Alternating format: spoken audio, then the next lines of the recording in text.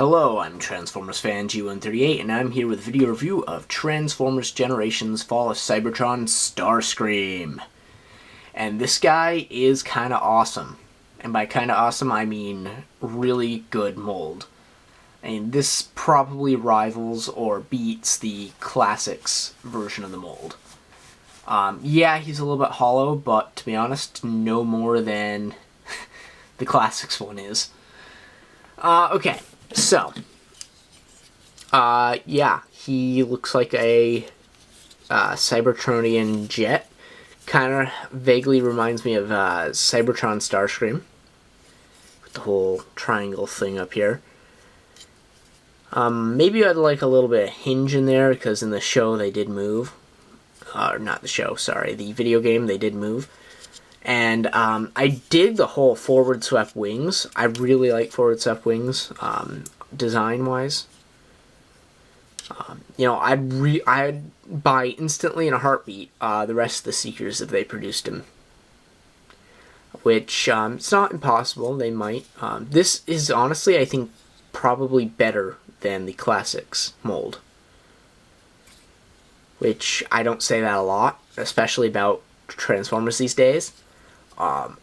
Honestly, there's a lot to say about this guy, both robot mode and vehicle mode.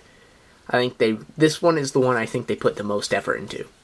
And just based on this rivals my likeness for the Ultra Magnus toy, I think he's actually probably better engineering-wise, but I like the colors on Magnus better.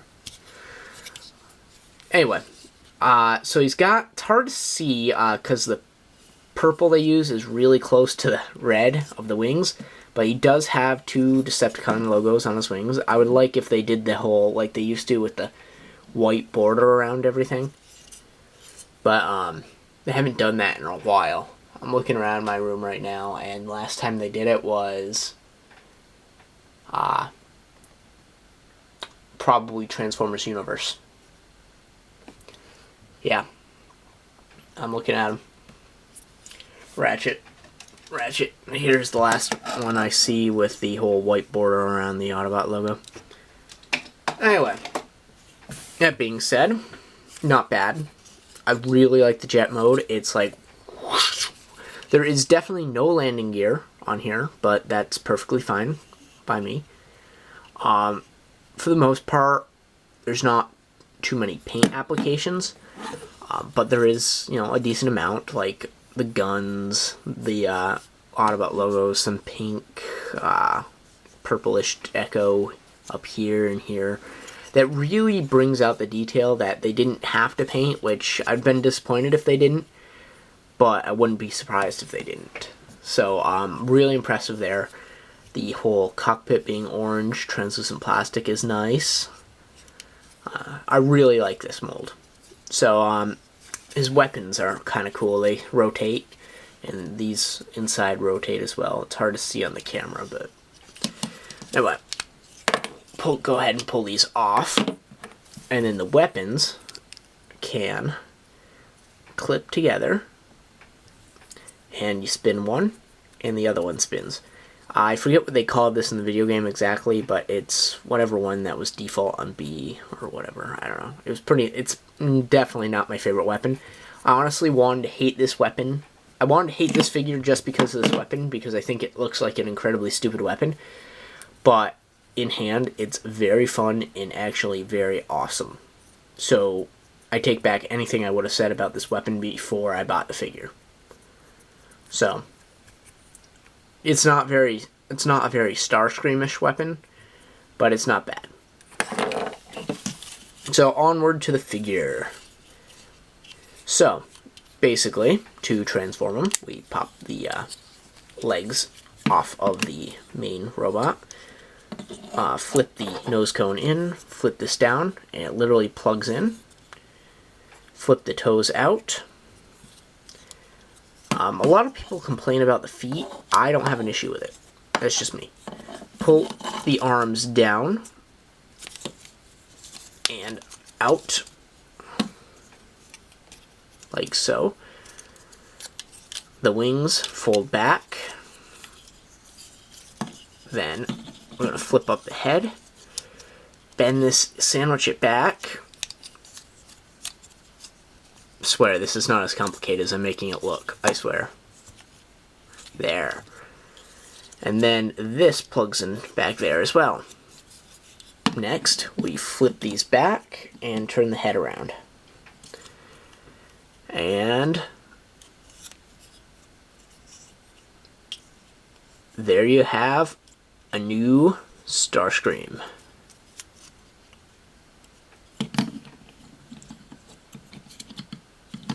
It's kind of awesome. I really like this mold. I think it works for Starscream. And here's him next to the classic Starscream. And he's actually a little bit taller, which is head to head, he's a little bit taller. And I think that's kind of neat because the classic Starscream I thought was, whoa, way too small. He's like Hot Rod scale, and this isn't Hot Rod, but it's the same mold.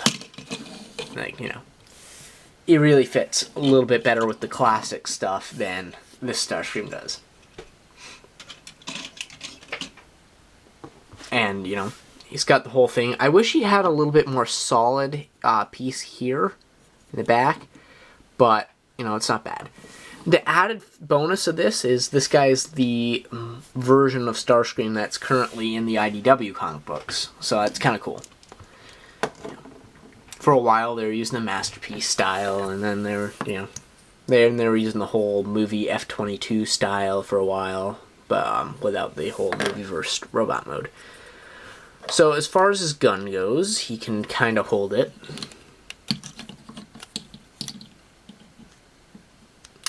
His hand tends to get in the way of the other peg quite a bit, but there.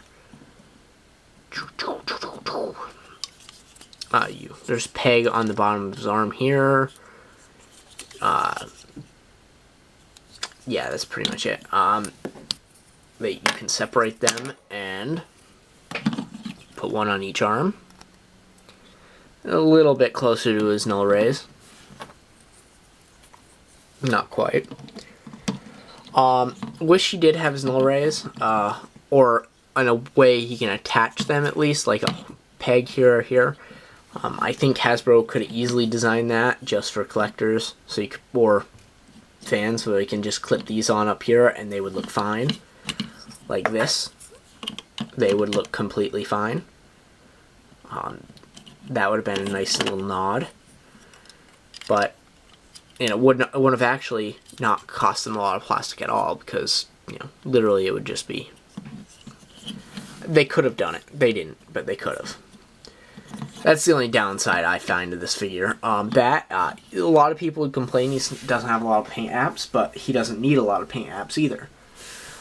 Just because, you know, he's got some here and on his face. He's got light piping, not the best, but it works.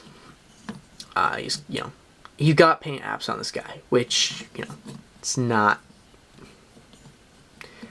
For a while there, they're like, oh, we can't do paint apps, so only a few. But now they seem to be coming around a bit, making these a little bit higher quality again. This guy looks awesome, hands down. The best mold in the Fall of Cybertron line by far. Probably my second favorite out of the entire Fall of Cybertron line, right behind Magnus. So, that's that. Articulation, I guess, is next. He does have some side-to-side movement in the foot. It's a little tight. He's got a hinge in the knee. Just about 90 degrees. He's got a swivel, and then a hinge, and a hinge. I like seeing hinges a little bit better. No waist swivel, but that's not much of a downside. He's got a ball and socket joint shoulder here, which works nicely with the wings. I wish he could bend his elbow in from this point instead of turning it like this. But he does have a double jointed elbow and a hinge here. Hinge Did I say it was ball and socket joint? I meant hinge here. Hinge and a hinge. And then the head isn't even on a ball and socket joint. This is just a hinge. So this guy has like no ball and socket joints in him, which is probably also a bonus because I'm really not a fan of ball and socket joints. But, so here he is. Awesome looking mold. You know, he looks tough. Side-by-side comparison with the classics again. You know, just pretty nice. Overall, a really nice figure. I think it works. Also, another thing I love about this figure, and I'm just going to pull Magnus here. This guy, yeah, he's still light, but he's actually a little bit heavier than Magnus.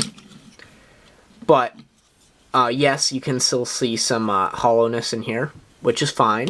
It happens. But if you turn him around, you don't see the hollowness. Where if you turn this guy around, look at the back of the legs, they're like nothing there. Magnus, it blends in a lot better than Optimus does.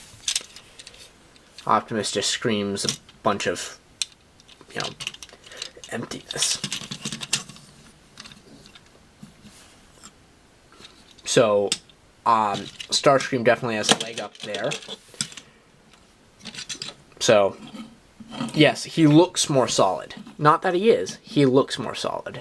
Again, I think Hasbro's developing to the new standards. I don't think it's necessarily the design people who are forcing these changes. I think it's more of the marketing people saying, here, you got to reduce the budget on these. They're not selling very well right now, so that equals less quality Transformers for us, unfortunately. So I think they adapted from the Prime toys a little bit better. The newer ones are better. The newer ones are a little bit better. But, yep, that being said, that's it. So, that's the conclusion. If you have any questions about this new Starscream figure, please post a comment down below, and I will be glad to answer those for you. Hope you enjoyed the video review, and thanks for watching.